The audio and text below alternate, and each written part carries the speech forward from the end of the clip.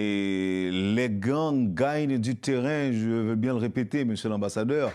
Et je ne comprends pas et je me suis dit que beaucoup d'Haïtiens peuvent avoir des difficultés à comprendre le succès dont vous parlez, monsieur l'ambassadeur. Je pense, non, bien sûr, il y avait les attaques partout, mais ça c'est une réaction des efforts du gouvernement, les efforts des MSS.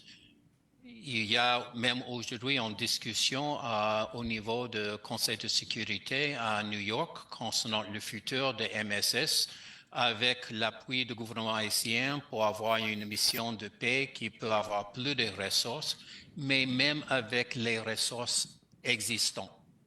Nous voyons que le chef de police, nous voyons que le commandant de MSS, ils sont engagés chaque jour. Il faut réagir. Mais je pense pour la première fois depuis longtemps, il y avait un changement de tactique.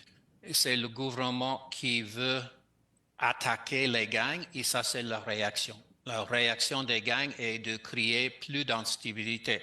C'est pas sûr. Alors, c'est clair qu'il y a des risques avec cette stratégie. Les éléments de sécurité, avec les ressources qu'ils ont, ils sont prêts d'attaquer, mais nous savons qu'il y a toujours des limites de leur capacité. Mais nous savons qu'au moment qu'on peut prendre l'un des leaders, ça sera un changement significatif, je pense, psychologique. Ce que nous avons vu, que n'était pas le cas avant, nous avons vu en réaction, les gangs sont plus près de coopérer l'un avec l'autre. De passer au maximum, la coordination entre les gangs était de faire la même chose au même temps dans leur zone. Mais on a vu ici dans Tabar qu'il y a maintenant des renforcements des autres groupes à Vitalon. Et dans le passé, on n'a pas vu la volonté des gangs de partager leurs ressources avec les autres. Et ça, c'est une réaction. Monsieur l'ambassadeur. Il y a des risques, je pense, pour les prochaines semaines, mais le fait que les gangs sont maintenant en réaction de cette nouvelle stratégie, ça indique même de mon point de vue un progrès. Monsieur l'ambassadeur, est-ce que l'ambassade entretient par moment des relations avec les chefs de gang? Si oui, dans quel moment? En termes de négociation avec les gangs, non. Mais dans le passé, quand il y avait j'ai pas dit des négociation. sabotages... J'ai pas dit négociation. Négociation peut venir après, mais je parle de relations.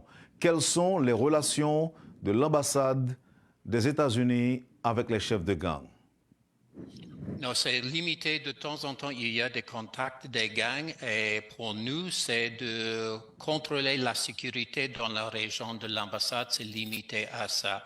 Mais ils sont des criminels. Nous n'avons pas entré d'avoir des bonnes relations. Mais si c'est une question de voir la sécurité de l'ambassade et mon personnel, de temps en temps, il y a ces échanges. Qu'est-ce que vous leur demandez dans ces échanges-là? Non, par exemple, c'est de voir il y a des actions dans notre région et même dans les derniers jours, l'ambassade et les bâtiments de l'ambassade étaient touchés par les balles, les voitures de l'ambassade étaient touchées par les balles. Alors de voir est-ce que c'est vraiment une attaque contre l'ambassade ou c'est à cause de conflits dans la région. Alors c'est de confirmer les intentions des gangs, mais c'est limité à ça. Nous n'avons pas entré d'être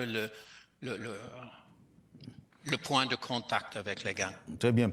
Monsieur l'ambassadeur, est-ce que quand les chefs de gang doivent recevoir des journalistes américains, est-ce que vous les appelez pour leur demander un cessez-le-feu? Pour moi, nous n'avons pas contrôle de la presse américaine. Depuis longtemps, j'étais préoccupé de voir ces journalistes qui veulent parler avec les membres de gang, les leaders de gang, parce que je pense que ça donne un certain privilège à eux qui n'est pas mérité. Mais en même temps, nous ne pouvons pas le contrôler.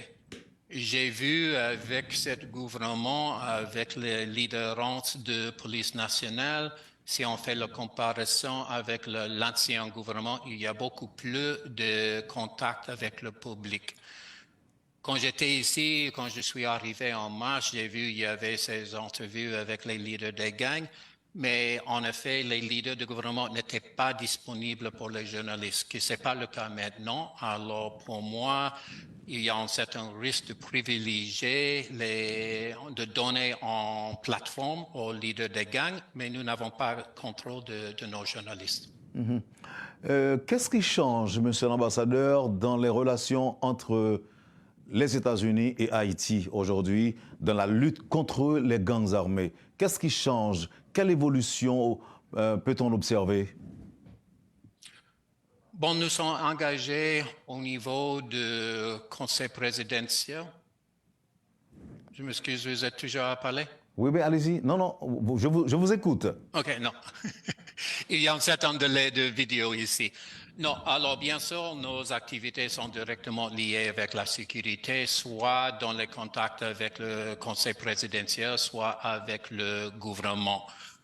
Nous sommes engagés toujours en termes de nos efforts de renforcer la capacité de MSS, aussi de renforcer la capacité de police nationale. Depuis mon arrivée, il y avait des dizaines de véhicules qui étaient donnés à la police nationale. Nous avons aidé avec les munitions pour eux, avec leur formation. Nous sommes toujours en contact de voir quels sont les gaps de capacité et comment nous pouvons aider. Avec le MSS, je pense que ce qui s'est passé à New York avec les réunions de l'ONU et le rôle que à l'époque, président Leblanc, en nom de CPT, a fait l'entrée du gouvernement haïtien d'augmenter la capacité d'opération. Parce qu'ils ont vu, il fait longtemps pour renforcer la capacité. Maintenant, il y a des véhicules de MSS, c'est une opération internationale maintenant. Et il y a des efforts de même renforcer ses capacités. Mais au long terme, quand nous avons vu la réaction des gangs de continuer avec le conflit vers le sud, vers l'est, vers le nord du pays, à Artibonite, ça c'est hors de plan original, de concept original. Et alors, le transfert vers une opération de paix, comme le président Leblanc a dit, et quand c'est constant, avec notre entretien avec le président Voltaire pendant la visite la semaine dernière, il voit la nécessité d'augmenter la capacité, être plus sûr en termes de financement des équipements et des effectifs pour assurer qu'il y aura la capacité de moyen terme de faire face à ces gangs. Monsieur l'ambassadeur, est-ce que vous pensez que le gouvernement haïtien devrait négocier une trêve de paix avec les gangs et envisager de les accueillir comme agents de changement en son sein? Est-ce que vous pensez que c'est une possibilité? Non, en termes de négocier, non. Il y a plusieurs opérations, il y a plusieurs exemples qui éventuellement on a trouvé une solution, mais c'est le fin du processus. Et chaque fois que les gangs ont suggéré en cessez-le-feu, c'est toujours pour protéger l'opposition, pour les aider de continuer avec leurs actes criminels. Ils n'ont pas montré l'idée, l'intention de retourner, d'être les citoyens communs. Et avec tous mes contacts avec les Haïtiens, soit de société civile, membres de mon staff, je vois qu'il n'y a pas des Haïtiens qui acceptent l'idée d'accepter bien sûr les leaders des gangs. Il y a bien sûr la question des enfants qui sont membres de gangs. Est-ce qu'on peut avoir un système de DDA? Il y avait des efforts dans le passé. Je sais que sans cette big win, ces premières actions pour faire les gangs dans une certaine situation d'insécurité eux-mêmes, c'est pas le moment pour ce genre de négociation, parce que vraiment, si on donne le temps, ça donne le temps pour les gangs de réorganiser, de trouver des nouvelles munitions et ainsi. En interdisant aux pays membres de vendre des armes à Haïti, la résolution de l'ONU écarte donc toute possibilité pour qu'un simple citoyen haïtien possède des armes, ne serait-ce que pour se défendre contre les attaques des gangs, à l'exception des forces de l'ordre. Comment est-ce que cela va changer le trafic d'armes qui sort des États-Unis et de la République dominicaine, monsieur l'ambassadeur? Je sais du côté américain, vous avez déjà vu, il y avait des arrestations, il y avait des gens engagés dans le transfert des armes qui maintenant sont en prison. Il y avait une bonne collaboration avec le ministère de Justice. Récemment, ils ont donné certaines armes qui étaient prises par les autorités haïtiennes qui peuvent utiliser aux États-Unis pour prendre un autre trafiquant des armes. Nous savons qu'il y a aussi des autres sources des armes. Ce n'est pas seulement les États-Unis. Il y a plusieurs pays dans la région où les criminels peuvent acheter des armes. Le contrôle, c'est l'un aspect de MSS avec l'arrivée des pays de Caraïbes et d'augmenter un peu l'aspect maritime. Même avec les États-Unis, il y a des petits bateaux qui nous sommes en train de donner à garde-côte haïtien pour contrôler mieux. Nous voyons qu'il y a ce risque avec la frontière de République dominicaine. Nous faisons avec plusieurs autres membres de la communauté internationale des efforts d'aider les relations entre les deux pays parce que la situation maintenant, c'est difficile parce que nous voyons particulièrement si on parle de 400 Mawozo, ils ont un certain contrôle de frontières et il y a des armes qui arrivent il y avait les assurances des autorités dominicaines de contrôler mieux leur côté et c'est un aspect de développement éventuel de MSS et la capacité nationale. L'ambassade américaine a sorti un communiqué pour inviter les gens à ne pas utiliser la rue Romain qui se trouve à Tabar suite à des tirs nourris entendus dans cette rue et qui est justement à quelques mètres de l'ambassade américaine. Est-ce que vous vous sentez parfois en danger? Avez-vous parfois peur pour votre sécurité, monsieur l'ambassadeur? Bon, moi, personnellement, je pense que je suis l'un des plus protégés des résidents d'Haïti. Et pour le staff américain, notre ambassade, nos résidents sont assez protégés. Mais aujourd'hui, nous sommes en opération limitée. C'est plus pour mon staff national parce que c'est eux qui doivent passer les routes sans les voitures blindées. Alors, c'est pour protéger mon staff qui nous sommes en opération limitée. Depuis le commencement de cette crise, jamais on a vu l'ambassade ciblée par les gangs, mais il y a toujours des conflits. C'est évident que nous sommes dans une zone rouge, cette zone de tabac. Depuis les mois, j'ai vu plus en plus de commerce, même quand je suis arrivé de Boudon aujourd'hui, j'ai vu que même proche de l'ambassade, il y a assez de commerce, mais c'était pour protéger mon staff national. On a décidé d'avoir des opérations limitées. Aujourd'hui, probablement demain aussi, pendant qu'il y a ces opérations entre la police nationale, MSS, contre les gangs dans cette région de Tabar. Monsieur l'ambassadeur, avez-vous entendu parfois les critiques de certaines gens en Haïti qui pensent que la communauté internationale, dont les États-Unis, par exemple, seraient derrière ce qui se passe en Haïti aujourd'hui? Avez-vous entendu ces critiques, ces commentaires? Oui. Non, j'ai vu même aujourd'hui, et je sais que c'est toujours les gangs et c'est les gens qui veulent déstabiliser, qui font accusation des États-Unis de faire ce qu'ils sont en train de faire.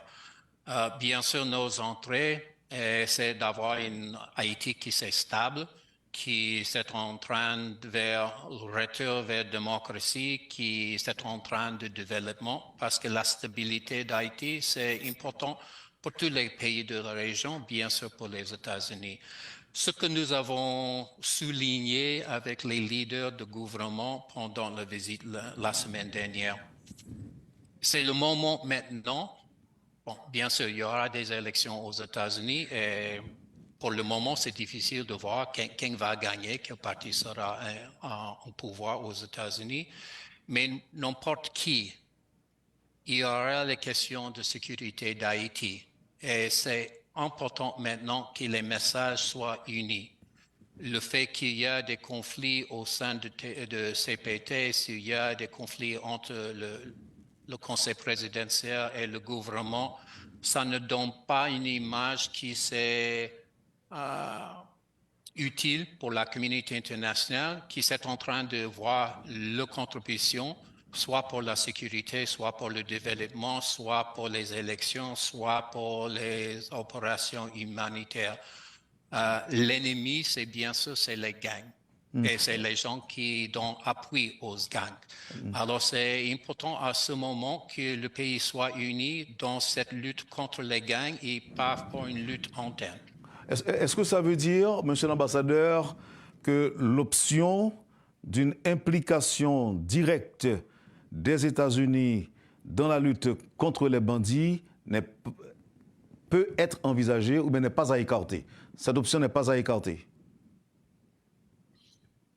Bon, évidemment, il y aura un changement de gouvernement américain, soit continuation du même parti ou soit un autre parti. Alors, c'est pour eux, c'est de décider les options. Mais pour le moment, je ne vois pas l'appui de population américaine d'entrer dans un autre conflit. C'est toujours notre préférence de donner l'appui nécessaire dans le sens bilatéral de premier lieu et dans le sens multilatéral avec le MSS ou avec l'ONU. Et je pense que c'est même ces activités des derniers jours, c'est important pour cette discussion qu'ils sont en train de faire à New York aujourd'hui pour avoir vraiment une réaction internationale. C'est vrai qu'il y a plusieurs pays qui ont fait la contribution de leur police, de leur militaire pour le MSS. Il y a la France, les États-Unis, Canada, particulièrement Canada et États-Unis qui a financé l'opération. Mais on n'a pas vu une grande réaction de tous les pays de la région, de communauté internationale pour financer et donner les moyens nécessaires pour le MSS. Alors, dans ce sens, c'est important de renforcer la capacité, mais toujours pour nous, notre préférence est de voir les options multilatérales. De Solino, de l'Arcaïe, et les gangs gagnent du terrain, je veux bien le répéter, monsieur l'ambassadeur. Et je ne comprends pas, et je me suis dit que beaucoup d'Haïtiens peuvent avoir des difficultés à comprendre le succès dont vous parlez, monsieur l'ambassadeur. Je pense, non, bien sûr, il y avait les attaques partout, mais ça c'est une réaction des efforts du gouvernement, les efforts des MSS. Il y a même aujourd'hui une discussion au niveau du Conseil de sécurité à New York concernant le futur des MSS avec l'appui du gouvernement haïtien pour avoir une mission de paix qui peut avoir plus de ressources, mais même avec les ressources existantes. Nous voyons que le chef de police, nous voyons que le commandant de MSS, ils sont engagés chaque jour. Il faut réagir. Mais je pense que pour la première fois depuis longtemps, il y avait un changement de tactique. C'est le gouvernement qui veut attaquer les gangs et ça, c'est la réaction. La réaction des gangs est de créer plus d'instabilité. C'est pas sûr.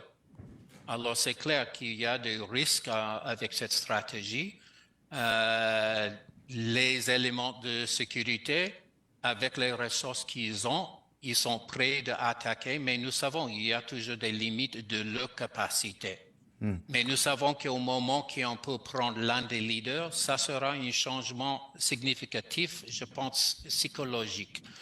Ce que nous avons vu, que n'était pas le cas avant, nous avons vu en réaction, les gangs sont plus près de coopérer l'un avec l'autre. De passer au maximum, la coordination entre les gangs était de faire la même chose au même temps dans leur zone. Mais on a vu ici dans Tabar qu'il y a maintenant des renforcements des autres groupes à Vitalon. Et dans le passé, on n'a pas vu la volonté des gangs de partager leurs ressources avec les autres. Et ça, c'est une réaction. Monsieur l'ambassadeur. Il y a des risques, je pense, pour les prochaines semaines, mais le fait que les gangs sont maintenant en réaction de cette nouvelle stratégie, ça indique même de mon point de vue un progrès. Monsieur l'ambassadeur, est-ce que l'ambassade entretient par moment des relations avec les chefs de gang? Si oui, dans quel moment? En termes de négociation avec les gangs, non. Non, mais dans le passé, quand il y avait j'ai pas dit des négociation. sabotages, J'ai pas dit négociation. Négociation peut venir après, mais je parle de relations. Quelles sont les relations de l'ambassade des États-Unis avec les chefs de gang? non, c'est limité. De temps en temps, il y a des contacts des gangs et pour nous, c'est de contrôler la sécurité dans la région de l'ambassade. C'est limité à ça. Mais ils sont des criminels. Nous n'avons pas entré d'avoir des bonnes relations. Mais si c'est une question de voir la sécurité de l'ambassade et mon personnel, de temps en temps, il y a ces échanges. Qu'est-ce que vous leur demandez dans ces échanges-là? Non, par exemple, c'est de voir est-ce que, bon, il y a des actions dans notre région et même dans les derniers jours, l'ambassade et les bâtiments de l'ambassade étaient touchés par les balles, les voitures de l'ambassade étaient touchées par les balles. Alors de voir est-ce que c'est vraiment une attaque contre l'ambassade ou c'est à cause de conflits dans la région. Alors c'est de confirmer les intentions des gangs, mais c'est limité à ça. Nous n'avons pas entré d'être le point de contact avec les gangs. Très bien. Monsieur l'ambassadeur, est-ce que